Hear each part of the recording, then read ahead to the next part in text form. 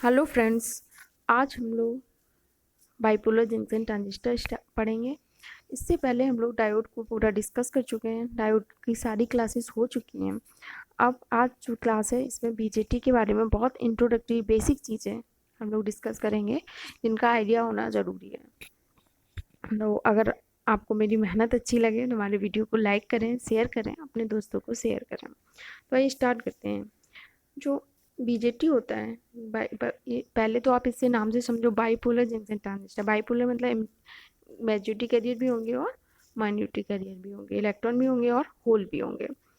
तो अब ये 3 टर्मिनल डिवाइस है, इमिटर, बेस, कलेक्टर। तो अब इसमें जो 3 टर्मिनल होते हैं वो कैसे डिजाइन किए जाते हैं। जो इमिटर होता है उसमें डोपिंग की बात करें तो इमिटर होता है वो सबसे ज़्यादा हैवी डोप्ड होता है। ठीक, इमिटर हैवली डोप्ड होता है और बेस होता है वो सबसे लाइटली डोप्ड होता है और कलेक्टर जो होता है वो मॉडरेटली डोप्ड होता है। ठीक है, सबसे ज़्यादा डोप्ड क्या होगा? इमिटर, उसके बाद कलेक्टर और बेस सबसे ज़्यादा लाइटली डोप्ड होगा।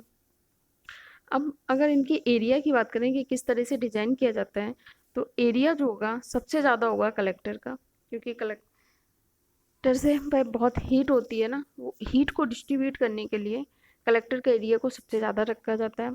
उसके बाद होगा इमिटर का और उसके बाद होगा बेस का। बेस का जो एरिया है वो सबसे ज़्यादा लाइटली डोप्ड इसलिए रखा जाता है कि अगर एरिया कम होगा, ठीक है, डोपिंग भी कम रखते हैं, डोपिंग भी कम रखेंगे तो इमिटर से जो कैरियर आएंगे वो बेस में जो कैरियर होंगे उनके साथ कम से कम कंबाइन हो।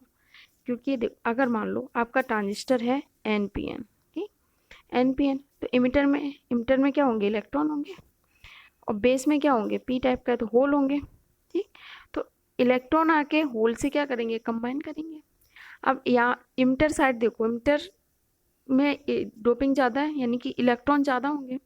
जब इलेक्ट्रॉन ज़्यादा होंगे तो और बेस में होल होंगे, बेस में इलेक्ट्रॉन बहुत कम होंगे। हमने बताया था जो कैरियर क्या करते हैं, हायर कंसंट्रेशन से लोअर कंसंट्रेशन की तरफ मूव करते हैं। तो अगर एनपीएन ट्रांजिस्टर हमने कंसीडर किया है तो ई में, इमिटर में क्या, इलेक्ट्रॉन आपके ज़्यादा होंगे और बेस में होल होंगे और इलेक्ट्रॉन तो बहुत कम होंगे। तो इलेक्ट्रॉन अपनी हायर कंसंट्रेशन से लोअर कंसंट्रेशन यानी कि इमिटर से बेस की तरफ मूव करेंगे। तो मूव करेंगे तो यहाँ से इलेक्ट्रॉन आएंगे तो इन्हें यहाँ होल मिलेंगे, तो होल के साथ कंबाइन हो जाएंगे। तो कलेक्टर पे कम पहुंचेंगे अगर बेस ज़्यादा बड़ा है।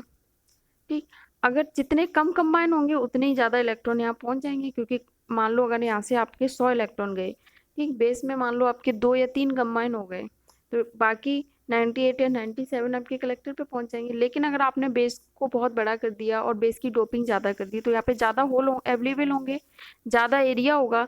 यानी कि अगर एरिया ज़्यादा ज़्यादा एरिया होगा तो ज़्यादा होल होंगे, तो इलेक्ट्रॉन को ज़्यादा होल मिलेंगे, ज़्यादा कंबाइन होंगे, कलेक्टर पे बहुत कम पहुँच पाएंगे। ठीक, कलेक्टर पे कम पहुंच पाएंगे। हमारा इंटेंशन है कि कलेक्टर पे ज़्यादा से ज़्यादा इलेक्ट्रॉन या ज़्यादा से ज़्यादा होल जो भी चार्ज मेजॉरिटी कैरियर हैं वो यहाँ पहुंच सकें। ठीक है, तो इसलिए हम इसके बेस की जो विथ है उस भी वो विथ भी कम को रखते हैं। ठीक है, और जो बेस का डोपिंग है वो भी लाइटली डोप्ड रखते हैं। ठीक, अगर यहाँ पे होल होते, पीएनपी ट्रांजिस्टर होता, ठीक, पीएनपी, तो यहाँ से होल मेजॉरिटी कैरियर है, ये एन टाइप का होता बेस, तो इसमें होल क्या होते हैं? Minority carrier. तो होल हायर कंसंट्रेशन से लोअर कंसंट्रेशन की तरफ मूव करते हैं, डिफ्यूज होते हैं। तो अगर यहाँ पर इन्हें कम होल मिलेंगे, ठीक है, इलेक्ट्रॉन है, होल आएंगे, इन्हें कम इलेक्ट्रॉन मिलेंगे, तो क्या होगा? कम कंबाइन होंगे। ठीक है, और होल भी कम होंगे तो हायर कंसंट्रेशन से लोअर कंसंट्रेशन की तरफ मूव करेंगे। तो क्या होगा? फाइनली यहाँ पर बहुत कम कंबाइन हो पाएंगे, वो मोस्टली जो कैरियर होंगे, होल होंगे, वो यहाँ पहुँच जाएंगे। तो अगर पीएनपी ट्रांजिस्टर होगा तो इसमें जो मेन करंट होगा वो होल की वजह से होगा, और अगर एनपीएन ट्रांजिस्टर है आपका तो इसमें जो मेन करंट होगा यानी डोमिनेटिंग करंट होगा वो किसके होगा? इलेक्ट्रॉन की वजह से। तो इसलिए इनकी डोपिंग इस तरह से की जाती है कि ज़्यादा से ज़्यादा जो चार्ज कैरियर हो वो इमिटर से कलेक्टर तक पहुँच सके। अब अगर इनकी बाइजिंग हम करें, ठीक है, इमिटर को आप फॉरवर्ड बाइज से कनेक्ट कर दें। फॉरवर्ड बाइज से मतलब क्या है? पी हायर पोटेंशियल से और एन को लोअर पोटेंशियल से। अभी मान लो आपका ये पी एन पी ट्रांजिस्टर है, तो P हायर पोटेंशियल से, P पॉजिटिव से, N लोअर पोटेंशियल से, N नेगेटिव से कनेक्ट कर दें, तो ये वाला जंक्शन कैसे हो जाएगा, फॉरवर्ड वाइज। अब देखो इसमें दो जंक्शन है, एक तो JE लिखा है हमने, एक JC। JE क्या है, इमिटर वाला जंक्शन, जहाँ पे इसमें देखो अगर PN ट्रांजिस्टर लेते हैं तो किस किस के बीच में है, PN के बीच में, जैसे हम डायोड में पढ़ते थे। एक जंक्शन ये हो गया PN के बीच, एक NP के बीच में है, ठीक है, एक ये जंक्शन हो गया NP के बीच में, तो हमने इसे JC नाम दे दिया, कलेक्टर जंक्शन। तो अगर आपने इमिटर जंक्शन को फॉरवर्ड वाइज किया है और ये जो कलेक्टर जंक्शन है इसको आप रिवर्स वाइज कर दो, रिवर्स वाइज करने के लिए आपको क्या करना पड़ेगा, N को पॉजिटिव से और P को नेगेटिव से। तो अगर इमिटर जंक्शन हमारा फॉरवर्ड वाइज है और कलेक्टर जंक्शन हमारा रिवर्स वाइज है, तो ट्रांजिस्टर हमारा किस में काम करता है, एक्टिव रीजन में। ठीक, ट्रांजिस्टर की जो एम्पलीफायर की तरह एप्लीकेशन है तो वो एक्टिव रीजन में ही है, तो हम लोग मोस्टली एक्टिव रीजन को ही डिस्कस करेंगे।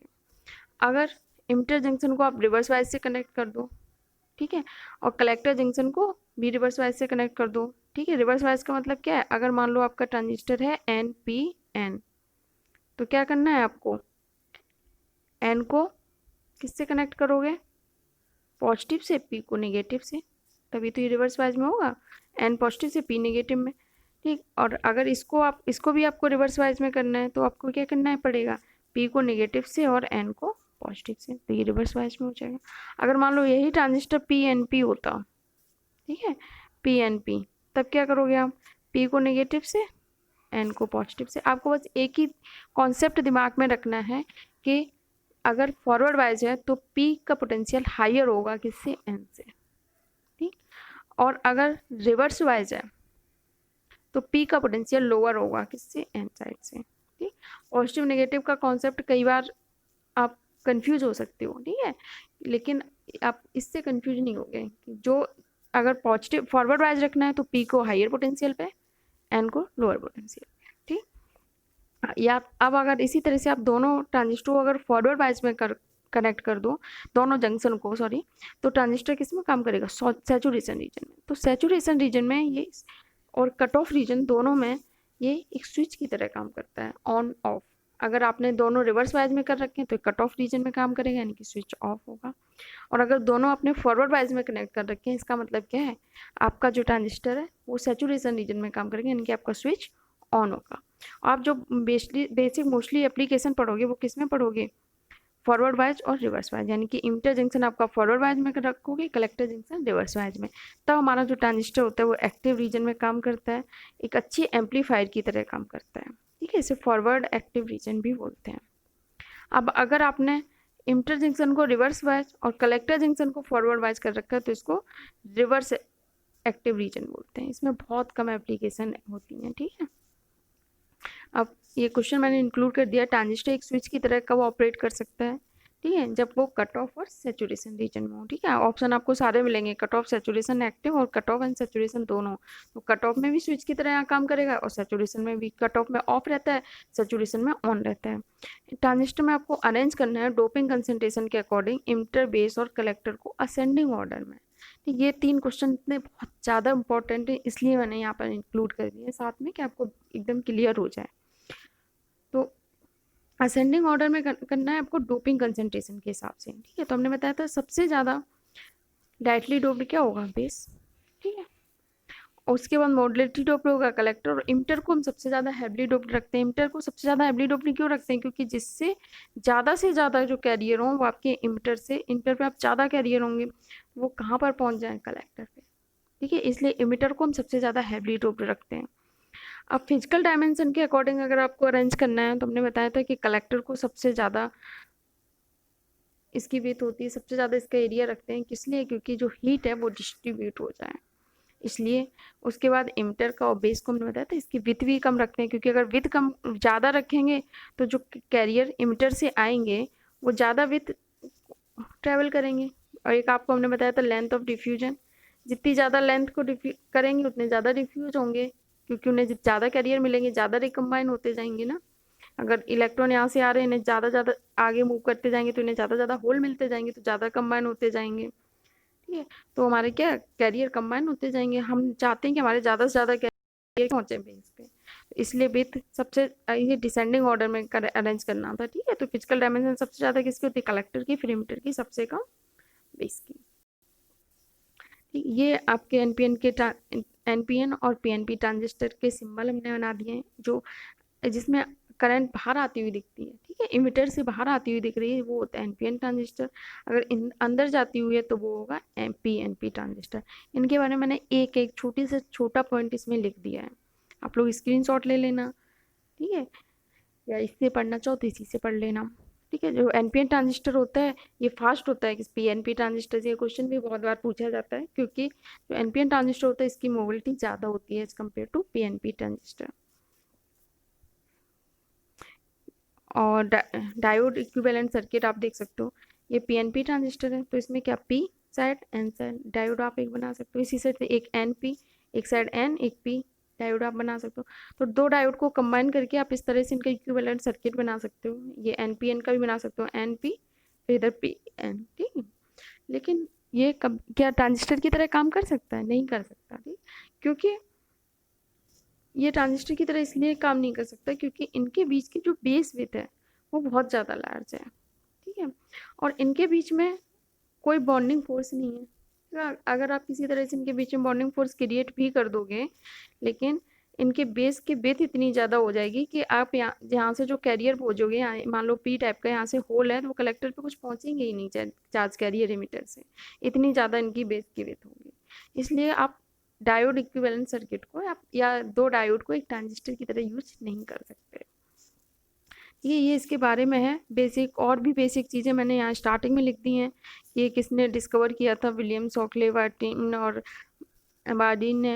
ये करंट कंट्रोल डिवाइस है, ठीक है, और वोल्टेज कंट्रोल डिवाइस कौन कौन सी होती हैं, वैक्यूम ट्यूब, फैट, ओपैम, लो इनपुट रेजिस्टेंस डिवाइस है, बाईपोलर डिवाइस है क्योंकि इसमें मेजॉरिटी और माइनॉरिटी कैरियर दोनों होते हैं, ठीक है, नोइजी डिवाइस है क्योंकि इसमें रिवर्स लीकेज करंट भी फ्लो होता है, वो अभी हम एनपी या पीएनपी ट्रांजिस्टर कोई एक लेके वर्किंग करेंगे ना तो उसमें आपको क्लियर होगा। इस केस में लीकेज करंट एग्जिस्ट करता है, ट्रांजिस्टर बहुत सेंसिटिव होता है टेम्परेचर के लिए, ठीक है, और बीजेटी में गेन ज़्यादा होता है एफईटी कंपेयर में। एफईटी तो बीजेटी खत्म होगा इसके बाद एफईटी हम लोग स्टार्ट करेंगे तब और ज़्यादा क्लियर होगा। एमिटर हाईली डोप्ड होता है किसके लिए, टू इंजेक्ट इस मेजॉरिटी कैरियर इन बेस, इस बेस से इंजेक्ट हो और कैरियर तक पहुंच जाए। एमिटर को मीडियम एरिया होता है, base is lightly dope to reduce recombination, रहता है रिकॉम्बिनेशन हमारे क्या हो, कम से कम हो बेस में। बेस अपोजिट मटेरियल का होता है इमिटर कलेक्टर के, कि आप मान लो अगर एन पी एन लिया तो भी ये दोनों कैसे एन टाइप के, ये पी टाइप का है। अगर आपने पी एन पी लिया तो भी क्या अपोजिट मटेरियल का होगा बेस, ये इमिटर और कलेक्टर किसके हो गए, पी टाइप के, ठीक। तो base is provided smallest area to reduce transit time, transit time reduce हो, ट्रांजिट टाइम का time taken by the carrier to moving from emitter to collector, transit time reduce होगा, length of diffusion reduce होगी, ठीक है, सर चीज़ें related हैं। Transistor action takes place in the base region, collector moderately doped होता है, ठीक, यही बताया। Collector is provided with largest area to overcome heat dissipation. यही सारी चीज़ें हमने डिस्कस की हैं। तो इसके बाद नेक्स्ट वीडियो में हम लोग एनपीएन ट्रांजिस्टर या पीएनपी ट्रांजिस्टर की वर्किंग स्टार्ट करेंगे, और ये वो इम्पॉर्टेंट लेक्चर होगा क्योंकि उसका हम बेसिक कॉन्सेप्ट पूरा डिस्कस करेंगे, लेकिन उसके लिए आपको डायोड की अंडरस्टैंडिंग होनी ज़रूरी है, क्योंकि जो अंदर वर्किंग होती है ना, काम करता है इलेक्ट्रिक फील्ड, आपको किस तरह डायरेक्शन में लग रहा है, कैसा आ रहा है, ये सब आना चाहिए आपको, ठीक है।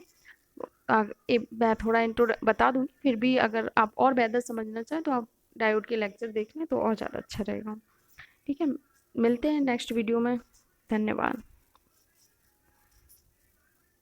वीडियो अच्छा लगा हो तो चैनल सबको सब्सक्राइब जरूर कर लें और अपने दोस्तों को, अपने फ्रेंड्स को